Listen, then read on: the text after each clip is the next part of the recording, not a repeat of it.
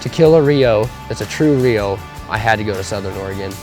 I feel that's the only place that I can kill one that's not a hybrid. And so we went down there. It kind of took me out of my element a little bit, you know. I'm used to hunting these, and especially for Oregon, I'm used to hunting birds in the mountains, like in Washington and Eastern Oregon. I'm used to hunting them, run, get on them, but we're stuck on these smaller plots of land that really confine you, you know. You just gotta set up and hope for the best. If birds can see you, it's not like I'm getting a tom to gobble a mile away in a canyon, you know. So getting outside, getting to see stuff like this, getting to see swamps of Florida, getting to see hardwoods of Tennessee, the mountains of Eastern Oregon, man, you can't beat that.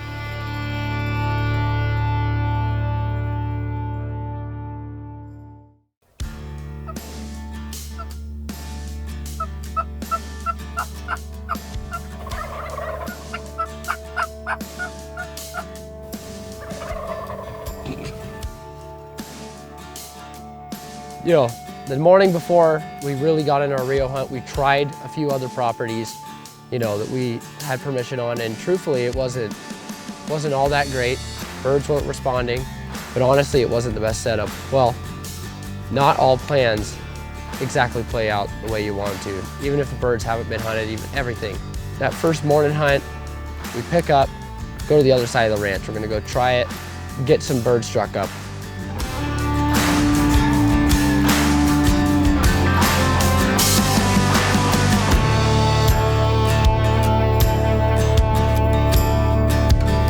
No later do we get set up. We keep calling. We got the hen riled up. And then about that time, here he comes up. There's my Rio, here he comes. Kind of weirded out, you know, staying outside the decoys.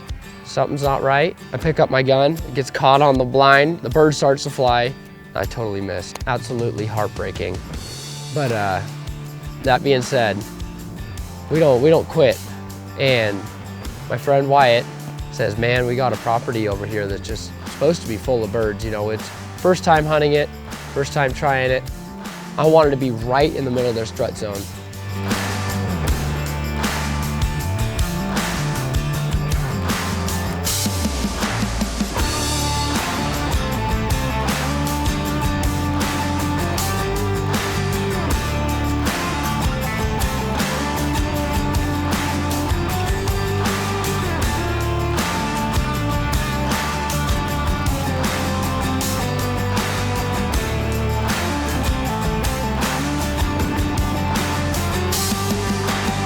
No later do we get set up, start calling, a bird gobbles right there. He's coming to the roost. So we're set up right where they want to be.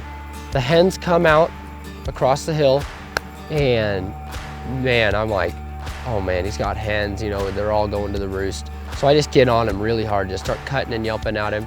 And he keeps looking. I see him looking. I'm like, oh man, you don't need to keep looking at me. And about that time, he keeps coming closer and closer. His hens keep getting farther and farther away. About that time, he was committed, and he just, like a bowling ball, started coming down the hill, getting faster and faster and faster, came running in the decoys. And after everything that happened that day, I didn't give him but a few seconds, and I shot him.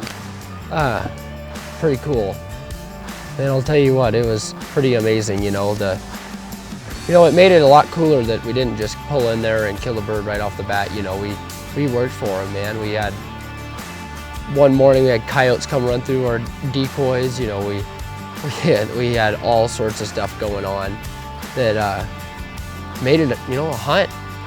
It was an experience, yeah, and that's what I enjoy, the experience more than I do anything.